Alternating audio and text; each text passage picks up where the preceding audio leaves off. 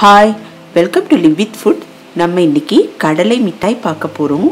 ரொம்ப கிறிஸ்பியான இந்த கடலை மிட்டாய் எப்படி செய்யறதுன்றத பார்க்கலாம்.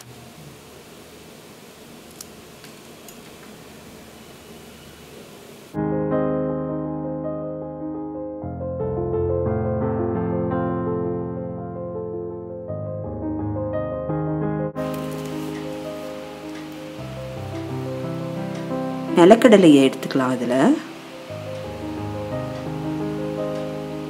சப்போஸ் நிலக்கடலையில தோல் இருந்ததுன்னா 2-3 தடவை ஃப்ரை பண்ணா அந்த தோலெல்லாம் வந்துடும்.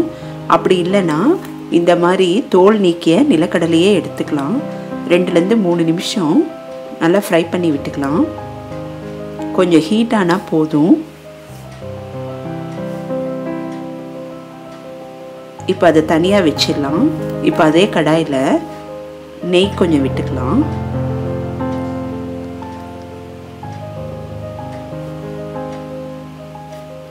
நெய் நல்லா மெல்ட் ஆயிடுச்சு.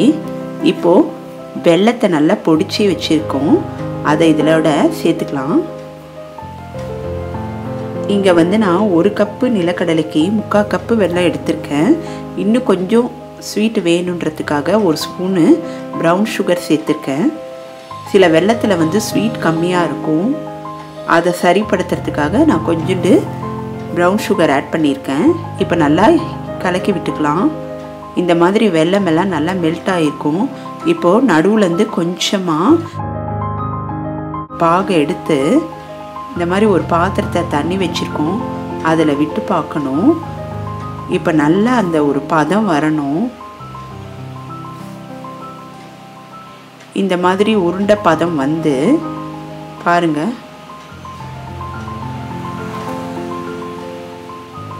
இது கையால் உடைக்கும் போது சத்தம் கேட்கணும்.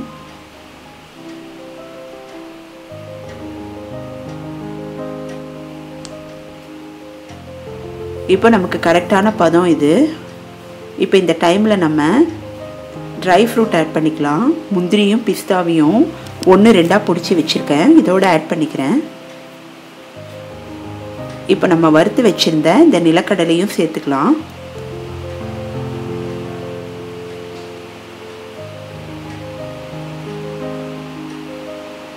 அந்த வெள்ளைப்பாகு பதம் மட்டும் நம்ம கரெக்டாக பார்த்துட்டா போதும். இப்போ நம்ம அடுப்பை ஆஃப் பண்ணிடலாம். நல்லா கலந்து விட்டுக்கலாம். வெள்ளத்தோட இந்த நிலக்கடலை சேரணும்.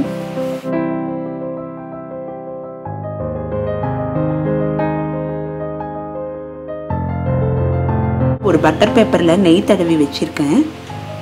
இப்போ அதில் கொண்டு நம்ம இந்த சூடான வெள்ளைப்பாகும் நிலக்கடலையும் போட்ட மிக்சிங்கை இதில் போட்டுடலாம். பார்த்து போடுங்க, கொஞ்சம் ஹாட்டாக இருக்கும். சப்போஸ் உங்ககிட்ட பட்டர் பேப்பர் இல்லை அப்படின்னா நீங்கள் சப்பாத்தி கல்லில் நல்ல நெய் தடவி வச்சுக்குங்க. பக்கத்தில் எல்லாம் ரெடியாக வச்சுங்க. அப்போ தான் நம்மளால் ஈஸியாக பண்ண முடியும்.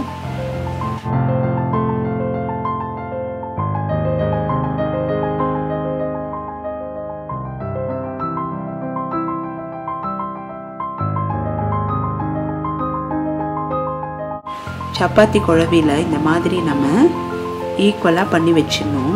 அப்போ தான் நம்மளால் கட் பண்ண முடியும்.